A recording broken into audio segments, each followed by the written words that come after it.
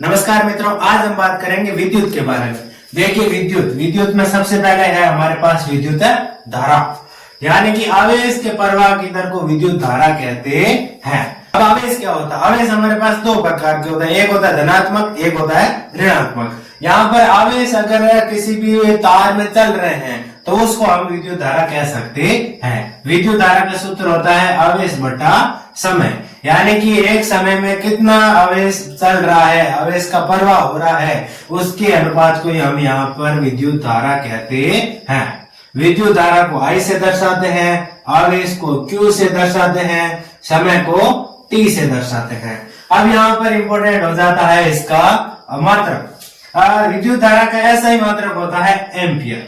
देखिए एम्पियर क्यों होता है? क्योंकि इसकी खोज आंद्रे मेरी एम्पियर ने की थी। इसके बारे में सबसे पहला प्रयोग किया था आंद्रे मेरी एम्पियर ने, इसलिए इसके सम्मान में, ये फ्रांसीसी वैज्ञानिक है, इनके सम्मान में विद्युत धारा का मात्रक एम्पियर रखा गया है।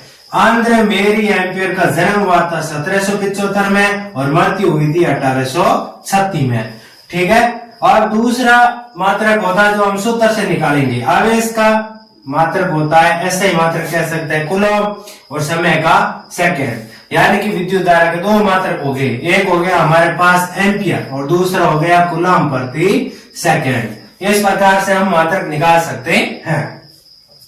अब एक प्रश्न बनता है, एक एम्पियर में विद्युत धारा में कितने कूलम आवेश एक सेकंड में चलते हैं? देखिए हमारे पास सूत्र है विद्युत धारा बराबर आवेश बटा समय, यानी कि एक एम्पियर की विद्युत धारा कब चलेगी हमारे इस परिपथ में, कोई भी तार में, यदि एक सेकंड में एक कूलम आवेश प्रवाहित हो रहा है तो उस समय उस तार में विद्युत धारा का मान 1 एम्पियर होगा। ये कई बार प्रश्न बनता है, यानी कि 1 एम्पियर का जो भी विद्युत धारा चलेगी वो किस कंडीशन में चलेगी, उसके लिए एक कूलम आवेश 1 सेकंड में चलना चाहिए, तभी उस तार के अंदर 1 एम्पियर की विद्युत धारा प्रवाहित होगी।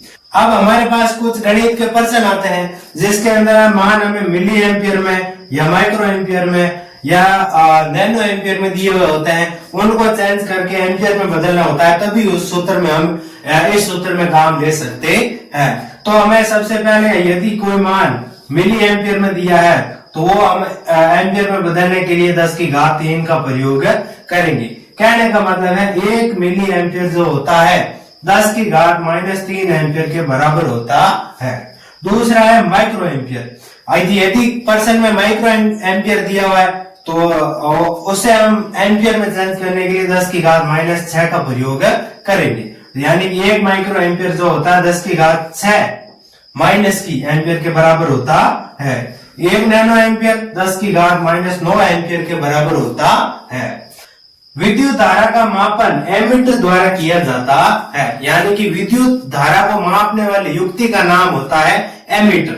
और कभी हमने घरों में या फिर ट्यूबवेलों के स्टार्टर में हमने ए लिखा हुआ इस प्रकार से मीटर देखा होगा, प्लस और माइनस लिखा हुआ है, तो ये क्या करता है? एम्पियर होता है। ये एमीटर होता है। ये एमीटर विद्युत धारा का मापने का काम करता है। इसमें जो भी मान होगा वो एम्पियर में ज्ञात किया जाएगा, क्योंकि विद्युत धारा का मान ज्ञात करता है। अब हमारे पास एक प्रश्न है। प्रश्न इस प्रकार है कि एक बल्ब में से 5 एम्पियर की विद्युत धारा 10 मिनट तक प्रवाहित होती है, तो विद्युत परिपथ में प्रवाहित विद्युत आवेश का परिमाण क्या होगा? पहले तो प्रश्न अनुसार है क्या दिया हुआ? सबसे पहले तो विद्युत धारा दी गई है 0.5 एम्पियर, यानी कि I बराबर दिया हुआ है 0.5 एम्पियर, और दूसरा दिया हुआ है 10 मिनट, यानी कि समय दिया हुआ है, तो T बराबर दिया हुआ है 10 मिनट। ठीक है। देखिए, और हमें यह ज्ञात करना है आवेश, यानी कि क्यूब हमें यहाँ पर ज्ञात करना है। सबसे पहले हमें मिनट को सेकेंड में बदलना होगा, यानी कि 10 और मिनट की जगह पर हम लिख सकते हैं 60 सेकेंड, यानी कि 10 × 60 सेकेंड बराबर 600 सेकेंड। अब हमारे पास विद्युत धारा का सूत्र होता है I बराबर Q/T।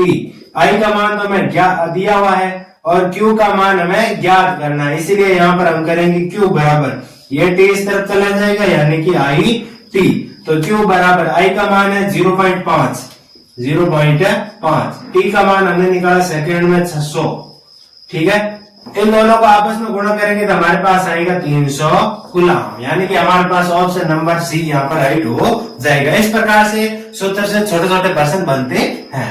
अब हम बात करेंगे विभवांतर के बारे में। देखिए विभवांतर क्या होता है, दो बिंदुओं के मध्य आवेश को एक बिंदु से दूसरे बिंदु तक ले जाने में किया गया कार्य ही विभवांतर कहलाता है। देखिए कोई भी तार है, तार के अंदर आवेश पड़े हैं।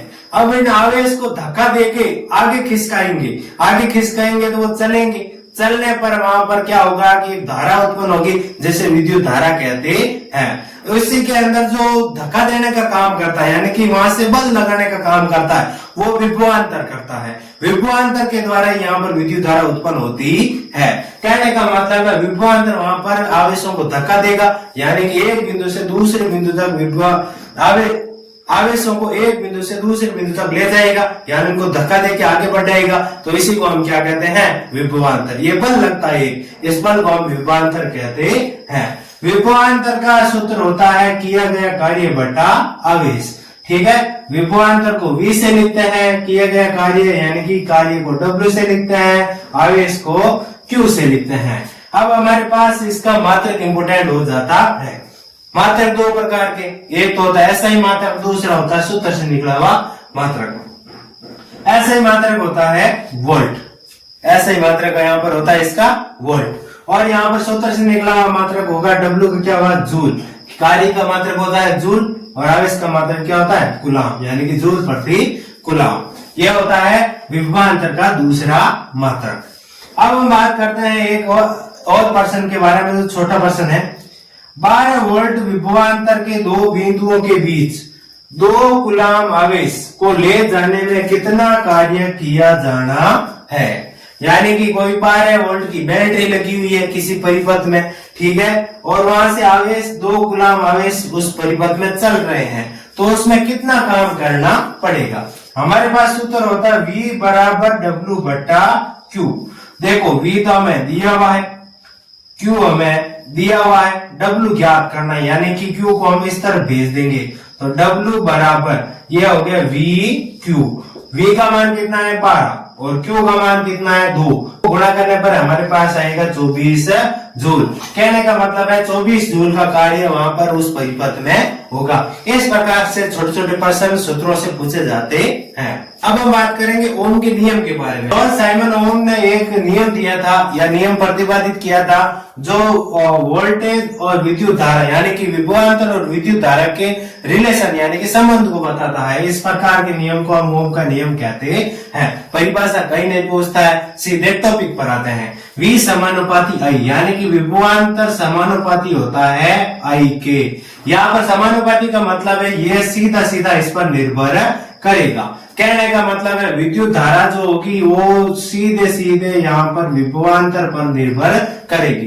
विभवांतर में यानी कि जो बल लगेगा जो तार के मध्य जिससे आवेश आगे बढ़ेंगे, यदि वो बल ज्यादा लगेगा तो आवेश ज्यादा आगे खिसकेंगे तो यहाँ पर विद्युत धारा का मान बढ़ जाएगा। कहने का मतलब है विभवांतर बढ़ने पर विद्युत धारा का मान भी बढ़ता है। विभवांतर कम लगाएंगे तो विद्युत धारा भी कम लगेगी। कभी कभी हम देखते हैं कि हमारे घरों में वोल्टेज कम आ गया, हम ये शब्द उपयोग में लेते हैं। वहां पर वोल्टेज कम होने की वजह से विद्युत धारा कम होती है, और विद्युत धारा कम होने की वजह से क्या होता है, बल्ब धीमे या फिर डिम तप्त होते हैं तो या फिर डिम जगते हैं। यहाँ पर हम देखो समानुपाती का चिन्ह हटाने के लिए कुछ न कुछ लगाते हैं, जैसे यहाँ पर स्थिरांक कहते हैं। तो यहाँ पर V बराबर IR, यहाँ पर समानुपाती का चिन्ह हटाया है तो उसकी जगह पर हमने लगाया है R, जो कि यहाँ पर स्थिरांक है, और इस स्थिरांक का नाम है प्रतिरोध। इस स्थिरांक का नाम है प्रतिरोध।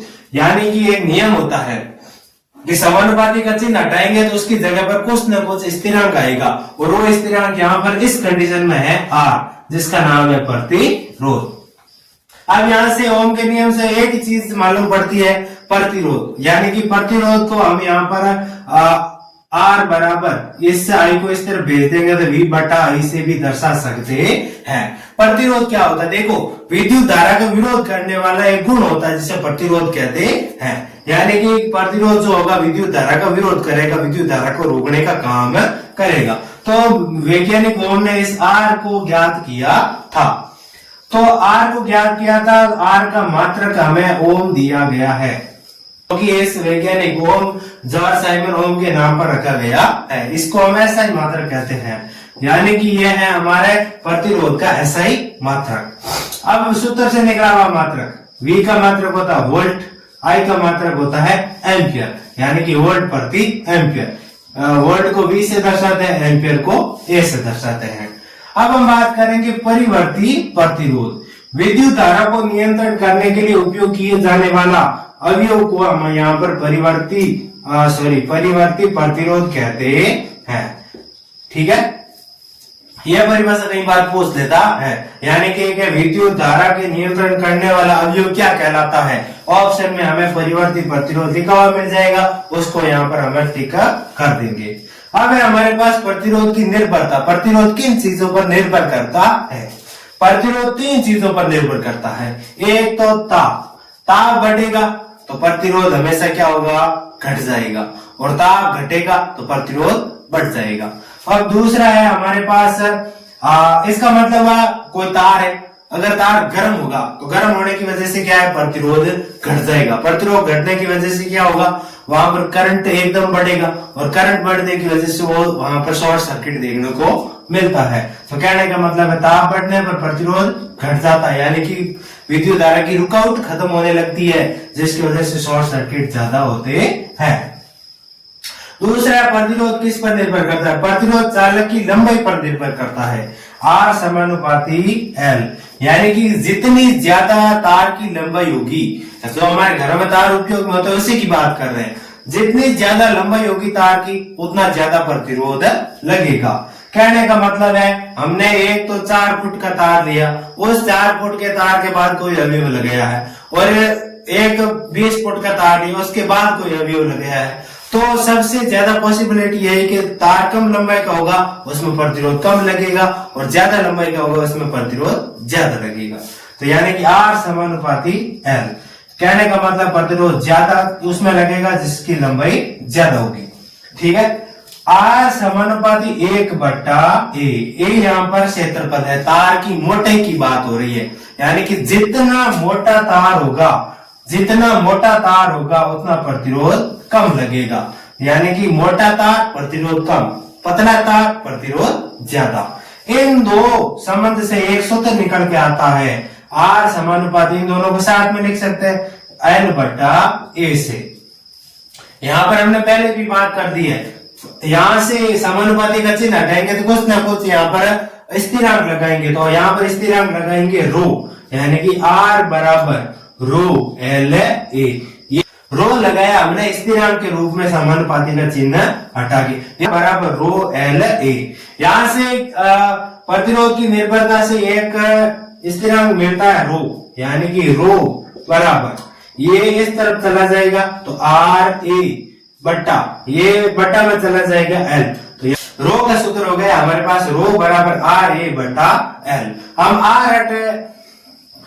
R यहाँ पर क्या है? प्रतिरोध, और A क्या है? क्षेत्रफल, L क्या है? यहाँ पर लंबाई है। तो यहाँ पर रो को यहाँ पर कहते हैं प्रतिरोधकता, रो को कहते हैं प्रतिरोधकता। रो का मात्रक होता है, रो का मात्रक यहाँ पर होगा क्या? ये R का होता है ओम, ठीक है। एरिया यानी क्षेत्रफल का होता है मीटर का स्क्वायर, और लंबाई का होता है मीटर। मीटर से मीटर कैंसिल हो गया, हमारे पास बचा क्या? ओम मीटर। कहने का मतलब है प्रतिरोधकता का मात्रक हमारे पास हो गया ओम मीटर, प्रतिरोध का मात्रक हो गया ओम, और प्रतिरोधकता का मात्रक हो गया हमारे पास ओम मीटर। सबके अलावा अभी तक बहुत कुछ बाकी है जो कि पार्ट 2 में आएगा। यहाँ पर अभी तो प्रतिरोधों का संयोजन है और छोटे छोटे कई प्रकार के प्रश्न है जो एग्जाम में पूछे जाना है, उसके बारे में बात करेंगे पार्ट 2 में। फिलहाल इस वीडियो में इतना ही। Thank you.